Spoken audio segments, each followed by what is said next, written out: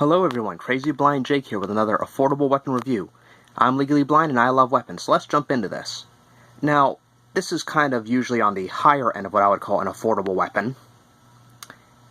And it's still well under $300, or at least decently so if you know where to look. And I got this one for a really, really good deal. I think I got it for $195, pre-owned but still like brand spanking new.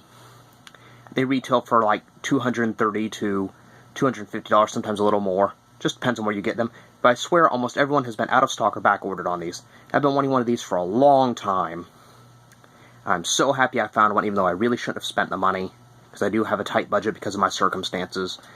But I'm really, really glad I got this. And this is the Legacy Arms Knight's Riding Sword, or Knightly Riding Sword. I can't remember which one is which, because the other one is by Arms and Armor, which is a few $100 more, and the pommel's different, things like that. But anyway, this is Legacy Arms version, which is part of the Cass Iberia, I guess you would say, company. So they make pretty good swords. At least, you know, what I would consider good swords for people in a lower affordability bracket. But anywho, let's get to it. This sword is made out of 5160 spring steel. And it is peened. Not sure if you can see it there. Sorry about anything in the background that's messy. But yes, it is peened. Nice black leather wrapped handle. It's not overly round.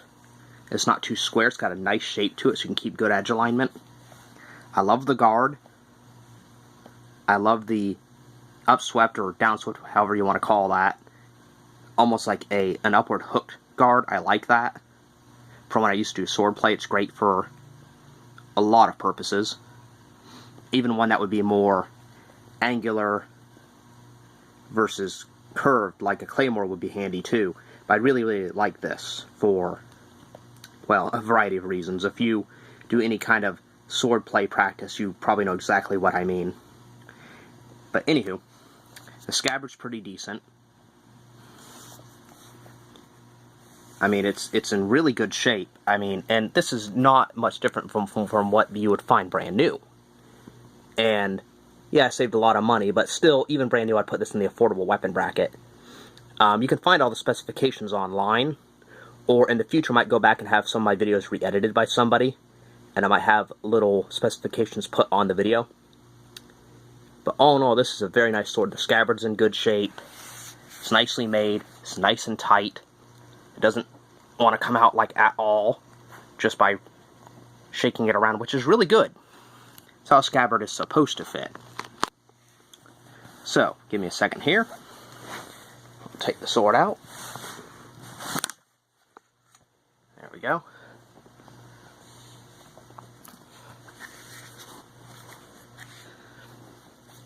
And you can see there is a fuller, not a blood groove, a fuller.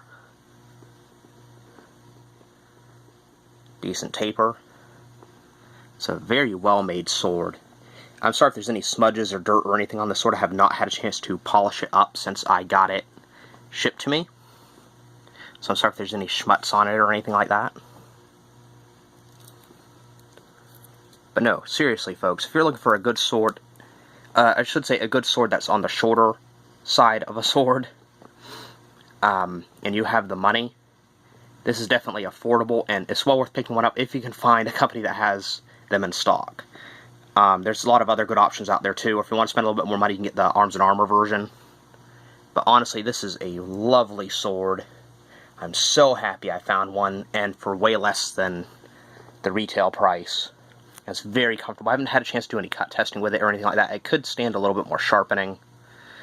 But it's pretty rugged. The build is really rugged, and Legacy, from what I understand, this is my first Legacy brand sword, but from what other sword reviewers have said, Legacy is known for slightly overbuilding their swords, which is probably good for somebody like me who's a little bit rougher on their equipment and doesn't see very well. So, my edge alignment might not be perfect compared to someone with, I guess you'd say, normal vision.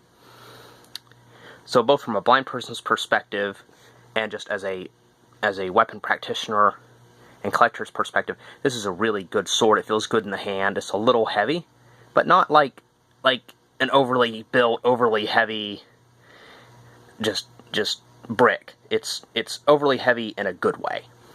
Like, it feels sturdy. It doesn't feel like it's cheap and it's going to fall apart on you the first time you do any kind of cut testing or anything like that. It's just a really, really good sword for the money.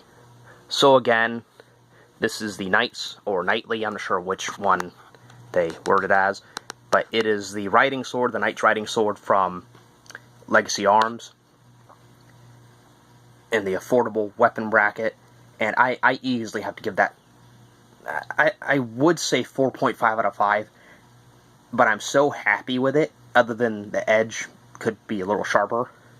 But I don't know how they necessarily come from the factory, because I did get this pre-owned, per se. Although it did seem pretty dang pristine. I've got to give this sword 5 out of 5. At least as far as it being in an affordable weapon bracket. But easily 5 out of 5 for the Legacy Arms Knights or Knightly riding sword.